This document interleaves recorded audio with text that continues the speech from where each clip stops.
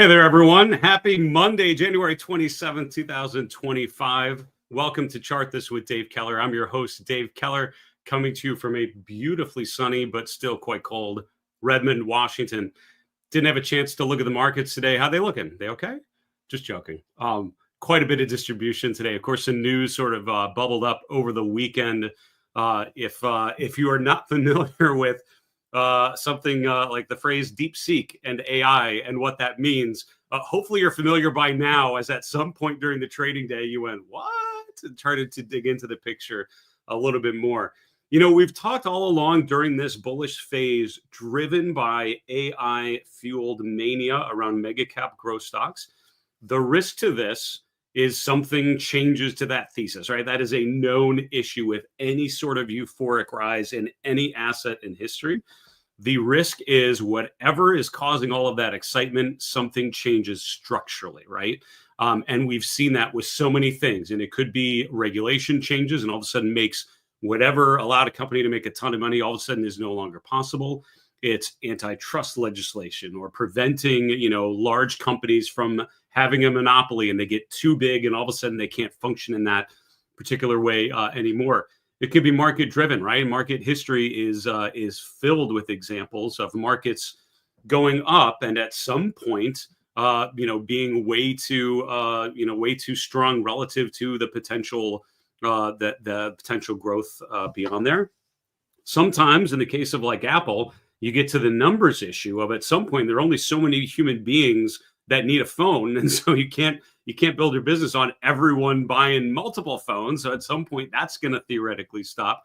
Or you have what you saw today, which is especially a problem in technologies. Whatever great bet on technology people have been making, someone else comes along and makes it cheaper, faster, more efficiently, whatever it is. Now, I would argue, if you've dug into the story here about what's happened, and if you missed this, I don't know how by now, but I'll give you the quick 30-second Dave Keller version. Is basically a Chinese firm has released a new AI tool, currently now one of the top apps on the Apple Store, which essentially allegedly is very competitive with current AI models produced without the help of big, technology companies in the U.S. like NVDA, and produced for much cheaper than the billions and billions of dollars that U.S. technology companies are pouring into AI. Now, if that's true, all of a sudden it brings into question how high we want to bid up these technology companies that are dumping a ton of money in AI. If an open source competitor is right, they're all caught up with them. And again, I think it's still early days. I think the particular ramifications of DeepSeek and what's happening, the ramifications for U.S. technology companies, still early days. And you could see that arguably in the price action today, right? Look at the price of NVIDIA or the chart of the SMH, and you'll see a lot of movement. Kind of toward the end of the day, you had a bit of a rally with sort of a little optimism. Maybe that was a little too much of a hit to those stocks. However, the damage was done. What we're going to do today on today's episode of Chart This is just kind of take a step back from what's happened, reflect on the short-term movements we saw today, how that relates to some of the longer-term and medium-term trends we've been talking about, how this relates to things like the Hindenburg-Omen, which we had covered before, what sort of nuances today's trading we can unpack in terms of breadth conditions and how they changed, and anything else we can pack into 30 minutes. As a reminder, I can see questions that you're putting in on any of the platforms upon which we're live streaming. We're currently streaming on YouTube, on X, on Facebook, and on LinkedIn. And I appreciate you so much tuning in on any of those platforms. Anywhere you can put a comment there, I can see that real time as we're going through the show today. I would love to take a question or two at the end of the show to finish things off. Any of the questions we don't get to, we will put into our final, the Chart This mailbag. Last Friday, we had a fantastic all mailbag episode, dug into 6 different questions in a lot more detail. It's a lot of fun to go through some of those questions and take some time to have a little more thoughtful responses to some great questions you've sent in. So please keep them coming. And thank you so much. Let's get to our market recap here and really look at how the numbers played out. First off, what's interesting is the Dow is actually up today. I'll say that again. The Dow Jones Industrial Average was up today. So while it feels like a big down day, let's keep in mind this was a big down day for certain parts of the equity market, and arguably parts of the equity market that have been aggressively bought higher over the last 12 plus months. So this pullback, while it seems severe, while it seems like everything got a major hit, we're still within a primary uptrend by a lot of ways of defining that. If you look at some of these charts, not all of them, some of them certainly have gotten dinged to the point that I would say their long or at least medium-term uptrends are in question. But generally speaking, the averages are kind of hanging in there okay. The Dow was up about 0.2% to 44,713 and change. The S&P 500 finished down about 1.5%. It was down pretty good, obviously gapping down out of the open. We did close near the higher end of the range today, did close back above 6,000, which might be an important data point to remember. But that 1.5% drop today takes us to around 60.12, and that's down from the previous all-time high achieved last week, pushing above and closing above 6,100 for the first time in history. The Nasdaq Composite, the Nasdaq 100 is where you can feel the pain of the headlines that we were faced with this morning. If you woke up and had not looked at the news over the weekend, probably surprised at how quickly names like NVDA were opening lower. The Nasdaq Composite finished down about 3% today, 3.1%, a little above that, to just below 19,342. So certainly the growthy sectors, and specifically technology, obviously the biggest concentration of for the pullback today. Mid cap S&P 400 down 1.1%. Small cap stocks down a little bit less. So again, sort of the large cap value trade, which I would say the Dow is probably the best way of thinking about what the Dow being up means relative to all the other major indexes. It's just some of the value sectors actually worked, and sectors like consumer staples and healthcare actually had a decent day today. We'll see that on the market carpet, by the way. When you look at a heat map of today's returns, plenty of things doing okay. But again, the problem is it's the stuff that's been leading. It's the juice. It's the AI trade that got hurt the most, which is probably the reason why that felt really bad in your portfolio, is unless you've been trimming those positions all the way up, what you do in a professional money management situation, as your particular bet gets bigger and bigger, you usually start to lighten things up. Otherwise, you're making a huge overweight bet on a particular theme. And I'm sure most have not done that because it feels really good to be making a lot of money. The problem is if that position gets bigger and bigger, a big down day like this is a huge hit because now all of a sudden you have an over concentration in some of those themes. And I don't blame you if that's happened, because that is the nature of a certain area of the market having remarkable strength over the last 12 months. The VIX, chopping around quite a bit today, did close about 3 full VIX points to the upside. We're still, even after a day like today, in a low volatility environment, according to the VIX. The VIX is still below 18, which is below 20, which is our back of the envelope level to watch for signs of a high volatility market with elevated fear. So I would argue, even though today felt pretty bad, if you're looking at certain charts and certain areas like semiconductors certainly faced the bulk of the decline, still not bad according to certain areas of the market here. Looking at interest rates, bonds actually rallied pretty good today. So while stocks opened lower, the bond markets actually went higher today. The TLT was up just over 1%. The longer end of the curve, and essentially all the interest rates that we track on the Treasury curve, moving lower today. The 10-year yield is just above 4.5%, call it 4.53. The long bond yield just below 4.8%. The 5-year point around 4.33. So bonds actually rallied today, maybe a safe haven move away from some of the growth over concentration for many. Commodities, generally speaking, went down today. If you were looking for gold as a great safe haven with today's technology sell-off, you didn't get it. The GLD was down 1%, silver down 1.6%, copper down 1.9%, crude oil a little over 2%, natural gas, the UNG was down over 5%. So the commodity space essentially all in the red as well. Finally, cryptocurrencies, quite a bit of chop, to be honest with you. Bitcoin did trade down to 98,000, so it did briefly get below 100,000, which is that key level we've talked about. Once you get above 100,000, that big round number, the question is, does that hold? And making sure that we find some footing there. Bitcoin's currently trading just above 101,600. And that's up from a low of right around 98,000 earlier today. So, opened lower and certainly traded lower along with the equity trading session, but starting to appreciate here going into the equity close and overall starting to regain that footing above 100,000. Ether prices below 3,200. That's down about 2% today. You can see mostly down the rest of the top 10 coins tracked on the stock charts platform.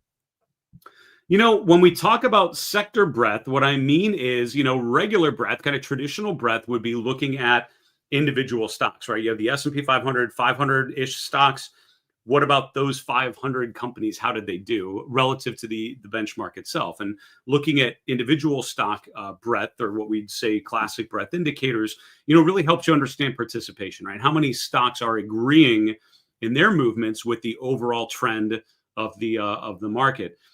From a sector breadth perspective, applying that same methodology, but looking at the 11 S&P sectors, today wasn't that bad of a day, right? Now, if you look, the problem is you had technology, the X. Okay, we're starting at the bottom today because it was a big down day. Tech down almost 5%. Utilities, traditionally thought of as more defensive sector, really starting to trade along with other growth sectors because utilities have benefited quite a bit from investors, thinking of the energy needs or the energy requirements of big tech and AI and cryptocurrencies, all which require a ton of computing power. And so utilities really are part of that growth story, right? Just the energy needs to power all of that new technology. So utilities moving lower in concert with technology. So the utility sector, the XLU, is down about 2.3% today. Industrials, third from the bottom, down 1.33%. Now, energy was down a bit as well, but all the other 7 S&P sectors were actually in the green today, and some of them up quite a bit. Consumer staples were up almost 3% today. The XLP finishing up 2.7%. Healthcare up 2.3%. Financials and real estate both up about 1%. So the average sector, right? The median sector was up about 0.5% today. So, again, it feels a lot worse depending on which stocks you're looking at. It was an absolute bloodbath, or it was a pretty decent up day, depending on what sort of bets you're making in your portfolio. And again, all I would tell you is the way that you make sense of a day like today is, remember, portfolios are not grown in one day, right? I mean, great long-term returns are not created in one particular session. It's all about recognizing what these sessions mean relative to the longer-term thesis. That's what we'll try to focus on as we continue on here. So that's where we're at in terms of the 11 S&P sectors. And again, worth noting, consumer staples, healthcare, 2 of the more defensive sectors, with real estate number 4. This is certainly the names working were more defensive sectors. You could make the argument that people were unwinding their technology bets, which were probably too big anyways, and rotating into more defensive positioning. Again, one day doesn't scare me a ton. Persistence, that sort of pattern seen over multiple days, is where you start to get concerned. It'll be reflected here. It will definitely be reflected in the RRG, which I saw someone asking about. Tony, thanks so much for asking about the sector RRG. I do show that every week for my market misbehavior premium members. We'll try to remember to show it on the show a little more often than I do. Maybe we'll check it out here in a moment. We talked about sector breadth. What about individual stock breadth? It's worth noting 70% of the S&P members were up today. The problem was the 30% that were down are some pretty big names with big weights and widely held stocks. And so again, the breadth is very divergent from what it felt like the price action was, again, depending on what kind of names you have in your portfolio. We can also look at what happened with the Magnificent Seven and friends. Some of the themes we've been talking about that have been in place for quite some time. Today was a very different kind of day. NVDA, of course, the biggest recipient of the negativity around the news of this new Chinese AI platform, open source platform that was unveiled. NVIDIA down a lot more earlier in the day, and it ended up finishing down still about 17% for the day. Alphabet, another company, again, having a fantastic run, driven in no small part based on their efforts in the AI space, down over 4%. Tesla, Microsoft, both down over 2%. But look at the green. There was some there, right? Apple, probably the worst performer of this bucket of stocks year to date, up 3.2%. Meta, which is one of those that's actually been making new all-time highs in the last week, up another 1.9%. Amazon up about 0.25%. Another, probably one of the stronger Magnificent Seven stocks. So quite a, bifurcated day today, with some stocks like Apple again and Meta and other sectors like staples and healthcare doing great. It's just the AI trade, which has been so profitable for so many people, it got hurt, and that doesn't feel good. I won't deny it. We're going to get to the market carpet. I'm going to bring up the RRG just so I don't forget to show it here. While I'm doing that, as a reminder, I can see the questions you're putting in on any of those platforms upon which we are live streaming here. Thanks for joining me live, those of you that are. And I'd love to take a question or two before we finish the live stream at the end of the show. Anything we don't get to, we will put it in the mailbag. Planning another all mailbag episode on Friday. I'm really enjoying those, and I've gotten some great feedback from some of you being able to go through some of your questions. So please keep them coming. And if you're watching the replay on YouTube, I appreciate you too. Just put a question in the comments section. Here's the market carpet today. Then we'll look at the RRG. I'm going to look at some charts, and we'll take some questions, and that'll be it. In the market carpet, this heat map style visualization, sort of looking at the overall configuration today. So general takeaways, obviously, this was, in a lot of ways, very much localized to technology, right? If you look at the upper left kind of quarter of this heat map, and if you loop Alphabet in with big tech, I mean, that's where the pain was, right? NVIDIA, Broadcom, Alphabet, Oracle, any of the other semiconductors that you see in here, Cisco, Cadence, Synopsys, Zebra, Seagate Technologies, Western Dig, all down pretty big today. So this was a big walk back to technology for technology. And again, the problem is this has been a leading sector. It's done particularly well. It's not necessarily outperformed a ton in 2024, but it's certainly been the backbone of this bull market phase over the over much of the last 12 months. And certainly end of 2024, beginning of 2025, certainly felt like big tech continuing to dominate and do quite well. This, at the very least, I would argue, puts a big question mark on the dominance of the AI trade. We've talked a lot about a rotation away from growth leadership into value leadership.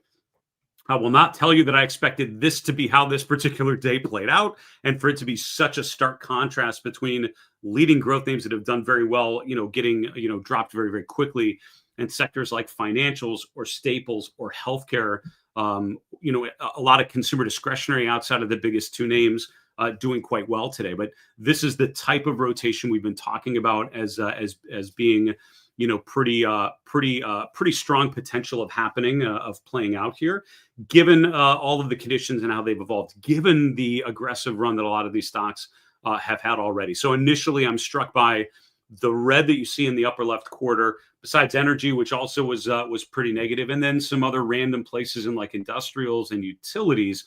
Otherwise, not a bad day, right? If you kind of cover up the upper left part of your monitor, it probably feels like a pretty good up day for the S&P 500. And again, for certain areas, it certainly was. Healthcare, consumer staples, these are areas of the market that have not done particularly well.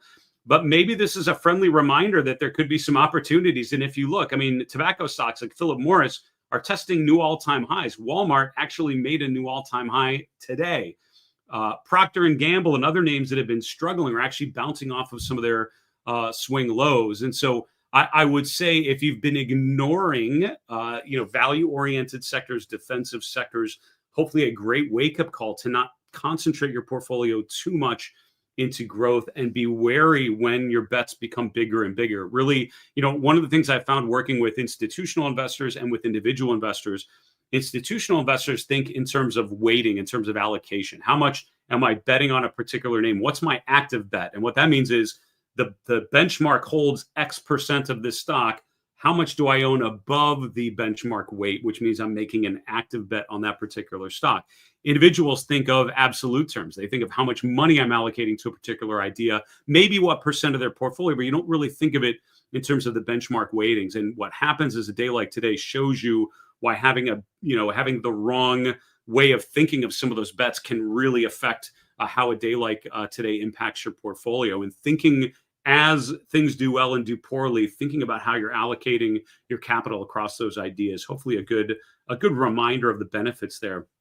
And again, second thing I would say is, looking at some of those particular sectors, consumer staples that I mentioned, within healthcare, within industrials, within consumer discretionary, within financials, there were a lot of stocks that did quite well here. I'm thinking off the top of my head, Visa and MasterCard, like these are stocks that have probably not been top of mind for a lot of investors. And certainly the first week or two of January, both pulling back, but both of these are earnings names in the last week.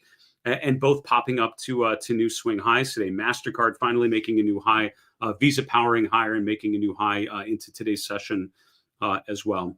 Other thing I would say is anytime you have a sector like technology where it feels like everything's down, note that there are a bunch of things that were actually up today. Salesforce up, Apple up, Accenture up. These are actually pretty decent charts today because you can see that they're rotating higher off of a low. Now, I would say there's still more that I would need to see from the chart of Apple because this feels like the one day that's been up in the last like 3 or 4 weeks. So that's not a great trend just yet, but it's worth noting anytime you see a big directional move, look at the outliers. If things are down a lot, look at what's up.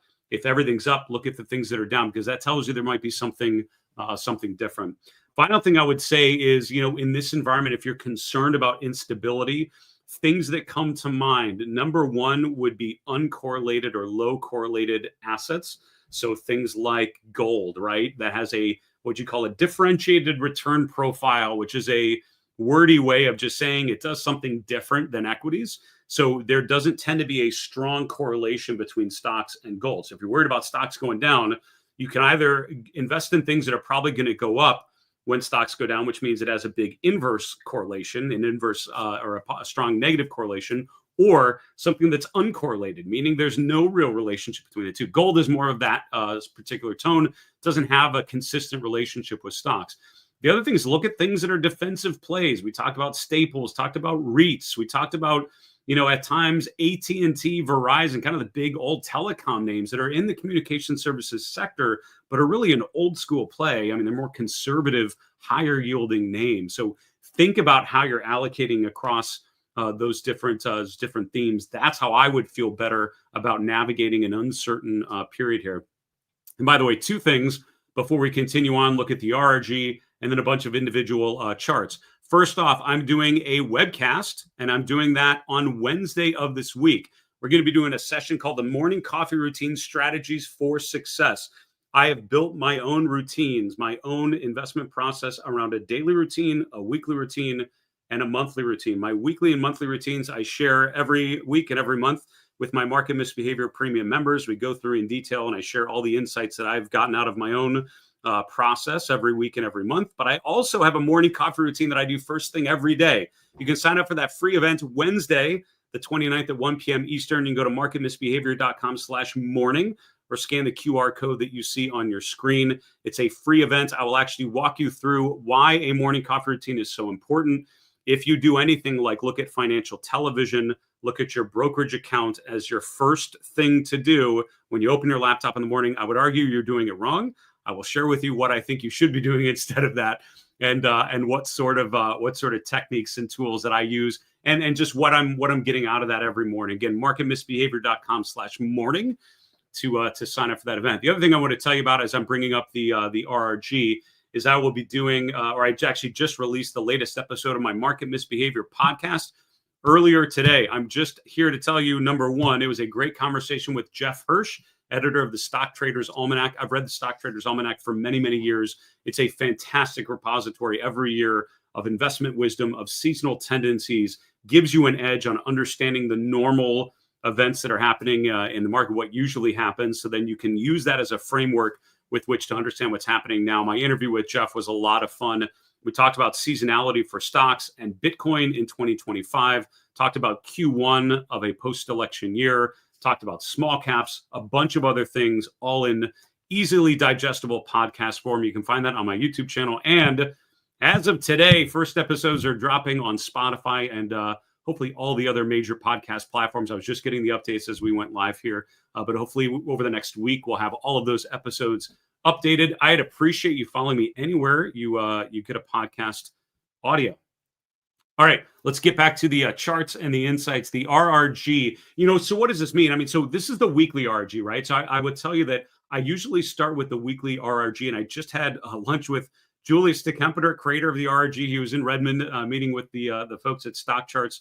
We're able to catch up on Friday. Always good to see Julius. He's become a very good friend over the years. It's been a pleasure to work with him and on the RRG and many other things. And talking with Julius about, I mean, you're seeing these kind of classic rotations. One of the most interesting movements has been the improvement in technology. And again, even through today's close, the only one of the 11 S&P sectors in the improving quadrant, which means it's been underperforming, but now starting to improve and heading in the right direction, was technology.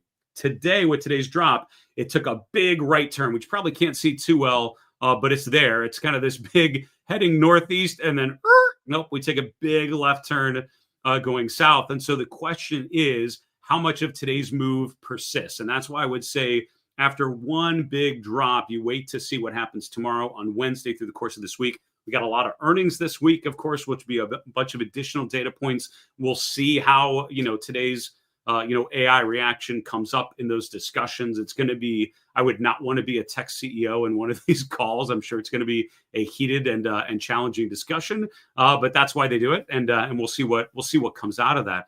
I would say from a technical perspective, what you generally want to do is look at what things are starting to improve, right? So which ones are going southwest and then starting to turn north. The two that come up as I'm doing this are energy. Is that true? Actually, yeah, it's kind of hard to tell. Both energy and staples are kind of rough at the moment. Healthcare, probably the biggest improvement at the moment, I would say, right? Healthcare kind of going southwest, still underperforming, but starting to improve a little bit. We've seen that start to bubble up on random days. You've seen healthcare be one of the top performers. I think that's one of the areas to review for sure. And now the other thing you can do, of course, is look at the daily RRG. And I usually start at the weekly and then go to the daily. And when you go to the daily RRG, we can see energy, which rebounded very, very nicely until we had a new president that talked about things that made it seem like crude oil prices are probably going to come right back down, and energy just come down. The other things that are sort of taking stepping into that role: materials, industrials, financials, healthcare. What's that underneath there? Utilities. So utilities is the one kind of hooking lower. Those other four value-oriented sectors kind of heading northeast. Again, I think one of the biggest themes we'll be dealing with, certainly at the beginning of 25, but probably through the entirety of this year, if I had to guess, will be periods of time, if not longer periods of time, where value stocks start to outperform. A day like today makes it feel like it's happening sooner rather than later. All right, let's look at some charts here to finish off. We'll take a question or two. We'll be done for the afternoon. The S&P 500, of course, gapping down. So the first thing I'm going to do, we're watching annotations happen on the chart real time. As I've mentioned many times, anytime I see a big gap on the chart, I immediately like to put a little box there, a little rectangle. This just helps me remember this was a price gap, helps me remember, okay, this is an area of projected support or resistance going forward, because a gap, I tend to think of it as a support or resistance range. So I've got kind of two gaps now that we have in mind. We have the gap from kind of the beginning of the year after that initial sell-off in January, the break below 58.50. We gap back above there. So I'm watching that. That's currently around 5,900. And then we also have this gap that was formed from Friday's range to today's range. Now, what's interesting is we opened down here, but by the close, it actually closed back above 6,000. You'll see that on a lot of charts. I don't see a ton of charts that opened low and sold off and closed a lot lower. I saw, at least in the short term, some buying happening going into the close. The question is that sort of give and take, that yin and yang between those two, what are now opposing forces.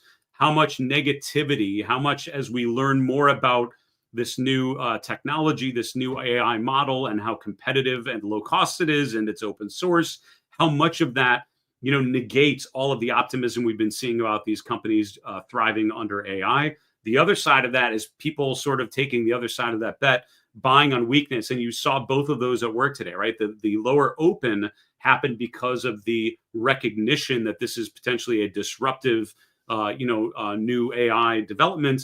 But on the other side, you certainly had buying going into the close. I'm very keen to see what happens tomorrow once we all sleep on this and we see what happens. Do you see additional buyers coming in? Do we get back into this gap range, or do we validate that and continue to roll lower? I don't know. I can't predict which one of those is going to happen. I certainly am on record talking about the signs of negativity, the concerning lack of upside momentum, the fact that, yesterday or Friday's new all-time high on the S&P confirms, I would argue, a bearish momentum divergence. The Hindenburg Omen, I've clearly been, sort of projecting that I feel like there's a limited upside to be had for stocks. So I would assume that there's going to be further downside to be had here yet. But I'm going to follow the tape. Our market trend model as of Friday's close, of course, with the Friday still holding up enough on a closing basis, no change. It's still bullish on all time frames. So my market trend model says we're still okay. Could be a very different picture by this Friday's close, depending on what happens. I think earnings, are going to be the big catalyst to think about through the remainder of this week for sure, barring some other news event I don't know about. I actually got asked about the Zweig breadth thrust. I didn't get a chance to incorporate it into our mailbag episode on Friday, so I did want to bring up the Zweig breadth thrust, which did happen. Of course, was not expecting today to be such a big down day with which to unveil that this played off. But what is the Zweig breadth thrust? Well, a breadth thrust in particular is basically when market breadth is very negative, right? So a lot of stocks kind of going down based on some metric. And then all of a sudden, in a very short period of time, you go from very negative to very positive breadth, right? So a breadth thrust is very weak, and very quickly, breadth turns very, very positive, because that implies market going down, a bunch of people buying into the weakness, and that often means the beginning of a new uptrend phase. This particular version of that indicator is called the Zweig breadth thrust, named after famous market strategist Marty Zweig.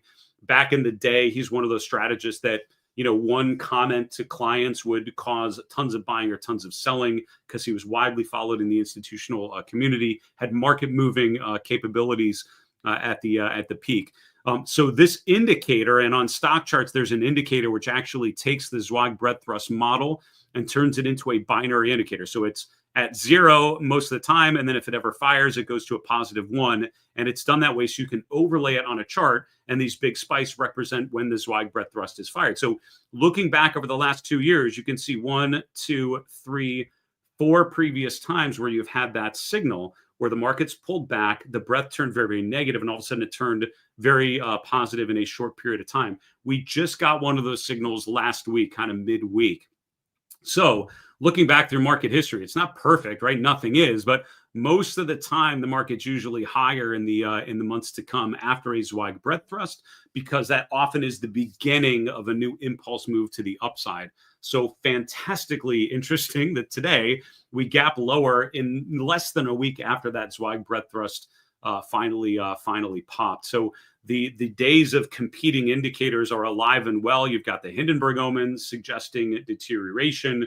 We have bearish engulfing patterns on Friday suggesting a day like today was probably pretty likely. On the other hand, you have the Zweig breadth thrust popping higher. Breadth on a day like today still 2 to 1, positive over negative. So I would say this is not one of those times when the indicators are completely clear. I think it's going to be a choppy period. Excited to navigate it with all of you for sure.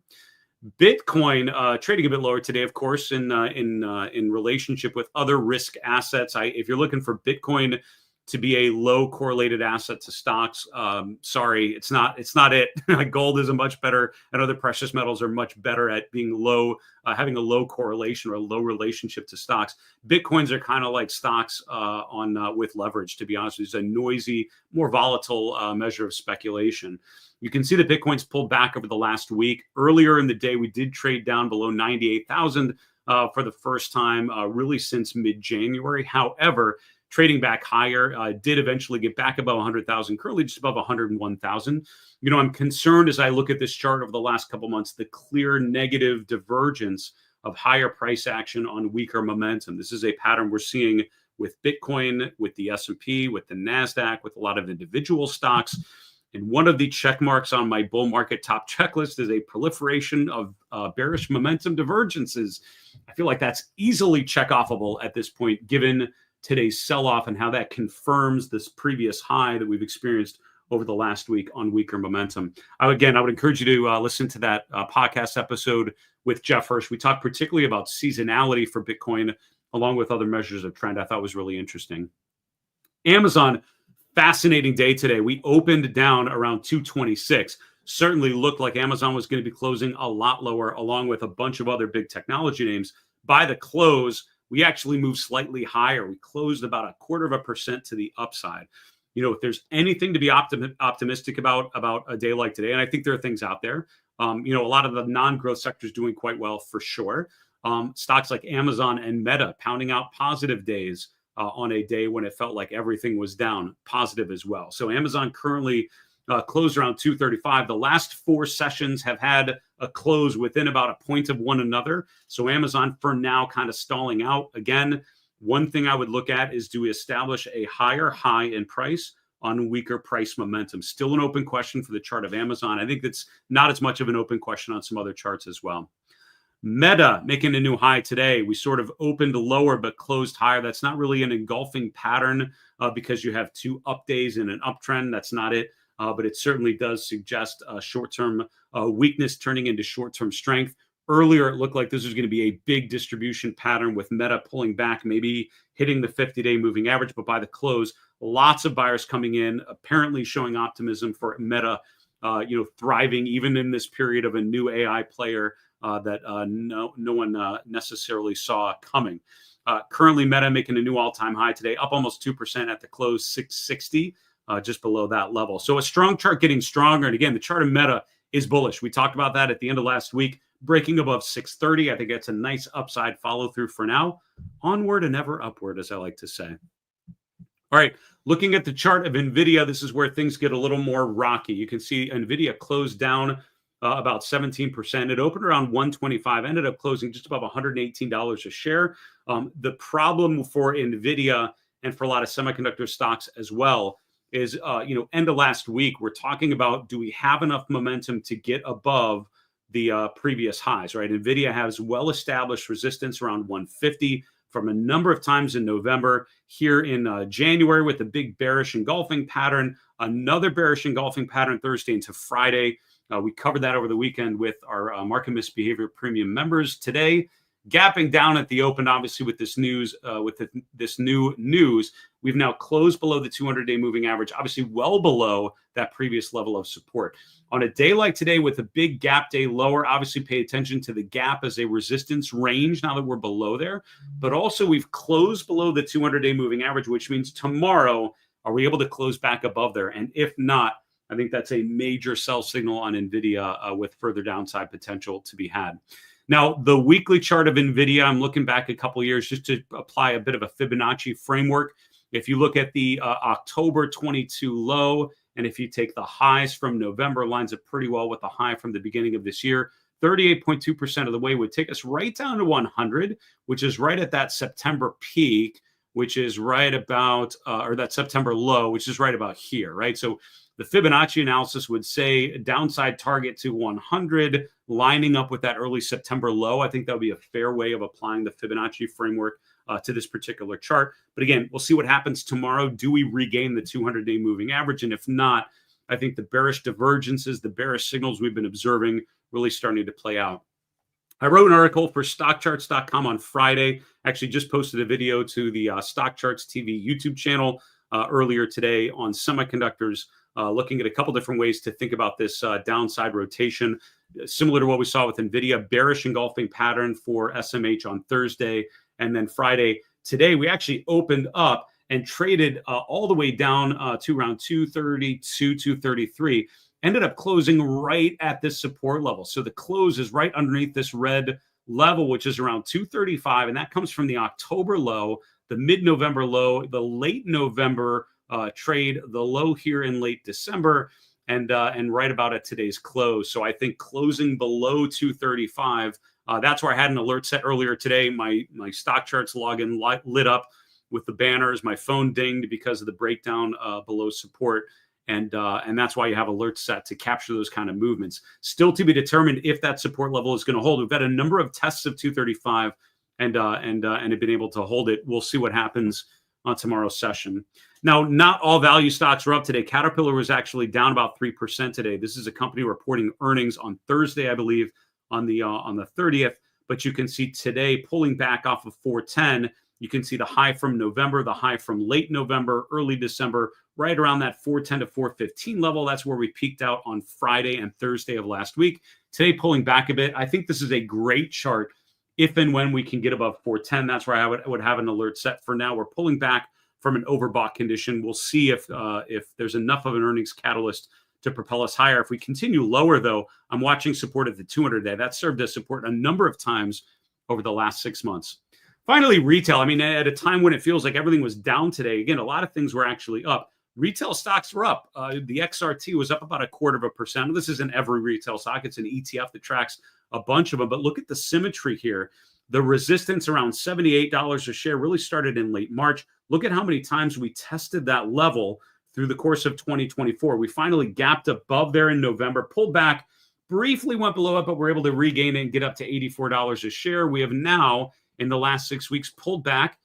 Resistance now becomes support, and we're rotating higher. I think that's a really good setup and strong upside potential for an area of the market I feel like a lot of people have not been believing in. Retail, don't look now, retail stocks maybe are the new juice kind of emerging if AI stocks are coming lower. All right, that's the best I can do to try to make sense of a day like today. And again, I think it's key to think about what we saw today, what we learned, and now that it's happened, what happens tomorrow, right? And I think a lot of these charts that have gapped lower, do you see buying after that gap or additional selling on tomorrow's session? Dorothy, thanks so much for watching on YouTube. You ask, Dave, can you comment on the question of whether some of the sell-off today may have been the result of margin covering? Money flows for a lot of names today were very strong with retail traders. For sure. So we don't talk a lot about the structural reality of what happens on a day like today. Looking at the chart of the S&P, we gapped lower. A lot of stocks gapped down 100%, right? If you have a certain position, certainly if you're using leverage and you have a gap down and all of a sudden your position is way underwater, this changed things very quickly. If you had an options bet that bet on a stock being in a certain range and all of a sudden it's completely blown that out, big binary moves like you saw today, big gaps up or down can cause a lot of disruption to positioning. What happens is a lot of times is a sell-off will beget further selling. The way a waterfall decline tends to happen is because that initial sell-off causes triggers to be met, and then additional selling has to happen because of margin requirements or just limiting losses or whatever. That sell-off, that additional selling fuels further deterioration in price, which furthers additional triggers being met, which triggers additional selling. And it's kind of a negative feedback loop as the markets go lower and lower. The opposite can happen on the upside, what's called a short squeeze, right? A bunch of people short, a name gaps higher, they all have to cover. Those cover trades basically are additional buying. That means prices go higher. That means additional shorts are covered. This is why stocks tend to trend, I would argue, because big moves to the upside or the downside have ripple effects, and then the additional actions that are taken can often accentuate those. What I was talking about, what happens tomorrow, I think will tell us a lot about what happens from here, right? I mean, if there's an additional move to the downside, you could argue more people are going to be caught on the wrong side of that. We'll have to unwind things. And as a result, that's probably going to, cause things to deteriorate very, very quickly. Today was down a little bit by most measures. Things can be down a lot over time. So we'll see. Next question. I won't attempt to pronounce your name so I don't mispronounce it, but thank you so much for watching. CA on YouTube. After the gap down today for S&P, are we having an island top as we had a gap up last week? Now, that is something I did not mention, and I appreciate you bringing that up. I see what you're saying, right? So you're saying like here, let's look at a little, let's look at like a short period of time. And you're kind of saying like this little bit here, is this an island top? You could, I mean, the specifics on this outside the scope of the show, but yeah, I mean, the idea with an island top is you have a gap up, you have some price action and a gap down. An island reversal bottom would be the opposite, like you see here, a gap lower some days, a gap higher. That's a bullish, island reversal. This would be a bearish island reversal. Nice catch. I didn't even mention that, but you're right. With the gap up, that was what, Tuesday of last week, the gap up into Tuesday. Is that right? Oh yeah, Monday was close. That was Friday the week before. No, that's Monday. Tuesday, Wednesday, Thursday, Friday. So that was Tuesday into Wednesday. I probably could just use the inspect tool, but that was way more fun to try to do the math on my own.